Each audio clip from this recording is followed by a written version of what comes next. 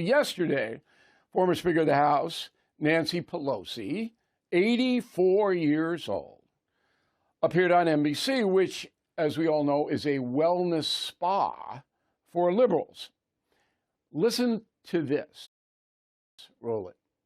But there are those who have real legitimate concerns about immigration, globalization, innovation, and what does that mean for their job and their family's future?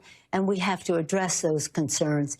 And Joe Biden is doing that, created 9 million jobs in his term in office. Donald Trump has the worst record of job loss of any president. So we just have to make sure people know. That was a global pandemic.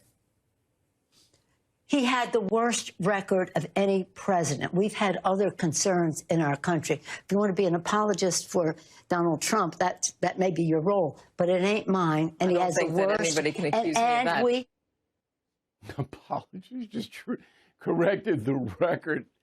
So look, when you hear stuff like that, and here are the facts, and in case Nancy Pelosi wants to jot them down, which of course she doesn't.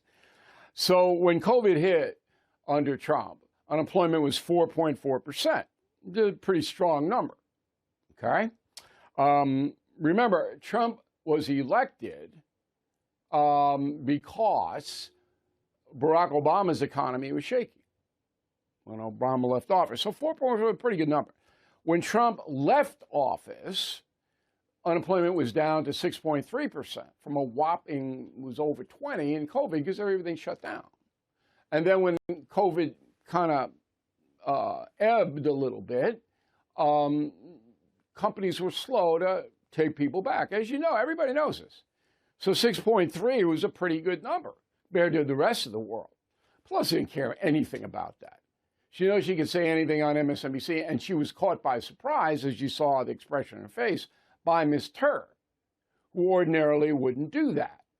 Now, the reason that Ms. Tur did it was because, very quietly, NBC executives, after the debacle of Ronna McDaniel, where the company took a mammoth hit, NBC News is at the lowest ebb ever since it's been on the air. Very quietly, they said to MSNBC, look, we know you're a bunch of left-wing loons, and loons watch you, and we make money from the lunacy. We know that. But you got to dial it back a little. You can't be just insane, okay? And that's what Tur got that memo.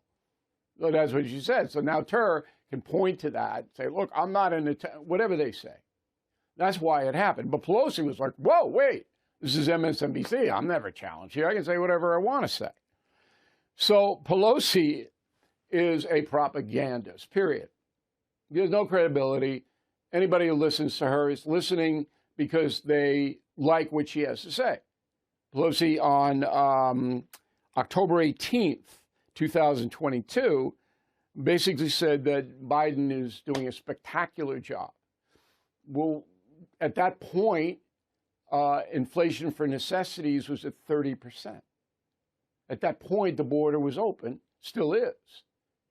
It's like you look at it and go, that's a spectacular job. But it doesn't really matter in that world, okay? So they'll say anything, and they get away with it. But they didn't get away with it this time. So when you are analyzing the presidential race, you've got to take the media out of it. And that's hard to do. It's never really been done. Americans depend on the media to get information about the race. But the information that you're getting is false more often than it's not false. And that's why I'm here. And that's the only reason I'm here, trust me. Because I will not do that, ever. And that's the memo.